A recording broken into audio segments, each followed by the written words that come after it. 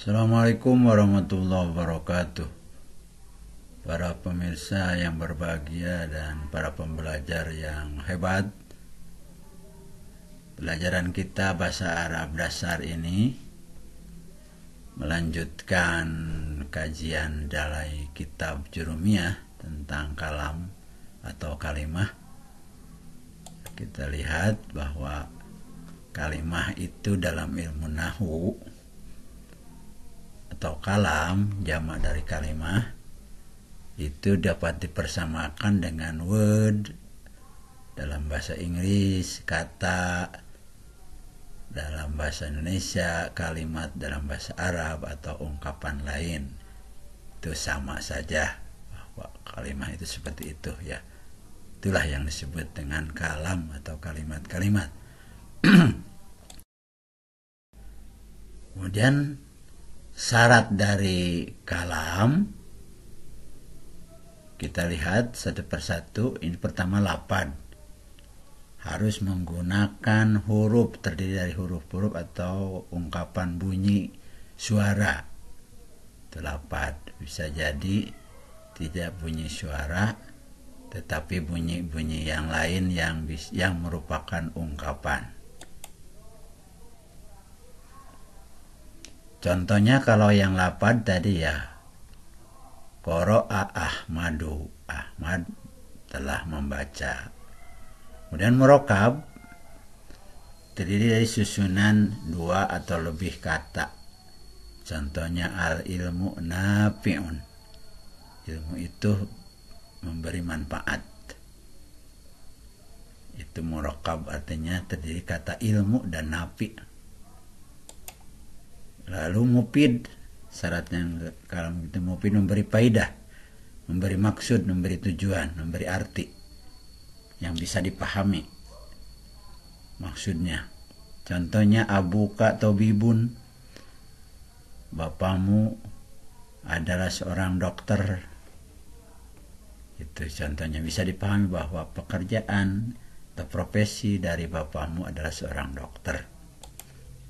Kemudian yang keempat, wado atau bil wad'i, dalam ungkapan kitabnya memiliki maksud atau memang disadari memiliki maksud oleh kalim atau oleh yang berbicara. Contohnya Muhammadun nabiyuna, Muhammad itu nabi kita, menyampaikan maksud bahwa Nabi Muhammad adalah nabi bagi kita semua, umat Islam tentu saja khususnya. Itu syarat kalam. Ini ada 4 minimal ya syaratnya. Lalu pendengar sekalian dan para pembelajar yang budiman, dalam bagan yang lain kalimah ini lebih rinci dari setelah tadi ada kalam itu ada 4 syarat. Kemudian masuk ke pembagian kalam. Ya, kemudian ada yang pertama isim. Isim itu nama dengan cirinya di bawahnya ada, walaupun nanti ciri akan diterangkan lebih detail. Kemudian yang kedua fi'il atau pekerjaan, itu ada cirinya qad, sin, dan saufa, dan tak tanis sakinah, tak tanis yang mati. Kemudian kalam yang ketiga ada huruf. Apabila tidak ada tanda isim dan tidak ada fi'il, mala yasluhu ma'ahu dalilu ismi wa dalilu fi'li, itulah huruf. Selain keduanya begitu. Jadi mudah, ada 3 kategori, isim, fi'il, huruf. Isim tandanya ini di bawah ada huruf hofad, ada kemasukan alif lam, kemasukan tanwin. Fi'il juga begitu, ada tanda secara fisik, secara gramatika. Ada tandanya sebelumnya, ada qad, sin, dan saufa, dan tatanis di ujungnya. Dan selain dari keduanya adalah huruf. Nah, itu tanda-tanda. Kemudian pada bagian lain tentang kalam atau kalimah ini, tadi pembagiannya sudah. Nah, yang kalam ini berupa sekarang dari sisi gramatika, itu ada yang disebut kalam atau kalimah jumlah ismiyah, artinya yang membentuk beberapa kata, terbentuk beberapa kata, tetapi disebutnya jumlah ismiyah karena terdiri daripada diawali oleh isim yang dalam statusnya disebut mubtada dan khobar. Itulah jumlah ismiyah. Kalau yang satu lagi selain jumlah ismiyah, jumlah fi'liyah. Jadi dua bentuknya, jumlah ismiyah dan jumlah fi'liyah. Fi'liyah itu statusnya terdiri dari fi'il dan fa'il, pekerjaan dan yang mengerjakannya, atau subjek dan predikat. Ada yang ketiga yang menyerupai jumlah, tetapi bukan jumlah. Terdiri dari contohnya di sini jar majrur dan dzaraf. Itu menyerupai. Nah, kemudian isim fi'il itu ada isim itu ada makrifat, ada nakirah. Makrifat itu tertentu, nakirah bersifat umum. Makrifat spesifik, nakirah bersifat umum. Spesifik dan general. Fi'il itu ada mudhari, madi dan amar. Huruf itu belum dijelaskan. Nah, itu. Jadi tadi sibeh jumlah adalah yang menyerupai jumlah. Kemudian jenis kalam tadi isim, fi'il dan huruf ini sekali lagi ditegaskan bahwa isim berdasarkan kaidah jurumiyahnya diketahui bil hofdi wa tanwini wa dul alifi walami wa hurufil hofdi. Itulah isim. Kemudian fi'il diketahui dengan kemasukan kod, sin dan saupa dan tak tanis yang mati. Kemudian huruf tidak ada tanda isim dan fi'il. Ini kita ke contoh isim dalam bentuk kata ya. Pertama, roksun.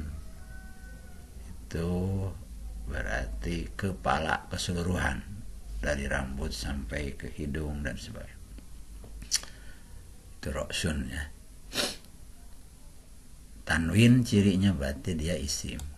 Sya'run, rambut, begitu juga ada tanwinnya, gambarnya seperti itu. Kemudian ainun, mata, dua mata, ainani berarti dua mata. Kemudian anpun, hidung, pamun, mulut, udunun, telinga, dua telinga, udunani, udunaini atau gitu. Nah, kemudian contoh fi'il itu contoh isim ya. Contoh fi'il adalah tadi pekerjaan. Katanya ada fi'il madi, mudhari, amar. Katanya contohnya menulis, itu dalam bahasa Arab. Kataba yaktubu uktub. Menulis itu kataba madi, mudhari'nya yaktubu, uktub amar. Kataba telah menulis, yaktubu sedang menulis atau akan menulis, uktub tulislah. Beramal atau berperilaku, amila ya'malu i'mal. Jalasa yajlisu ijlis. Sama itu adalah pekerjaan. Kemudian contoh huruf, maknanya hurufnya makna dan huruf makna. Jadi huruf yang biasa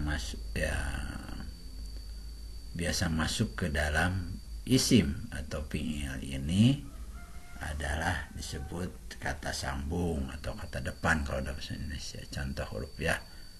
Contohnya min ila an ala fi, dari ke, tentang, atas atau pada. Rubba, ba, kaf, lam, li, banyak, dengan, seperti, untuk kepunyaan. Itulah contoh huruf.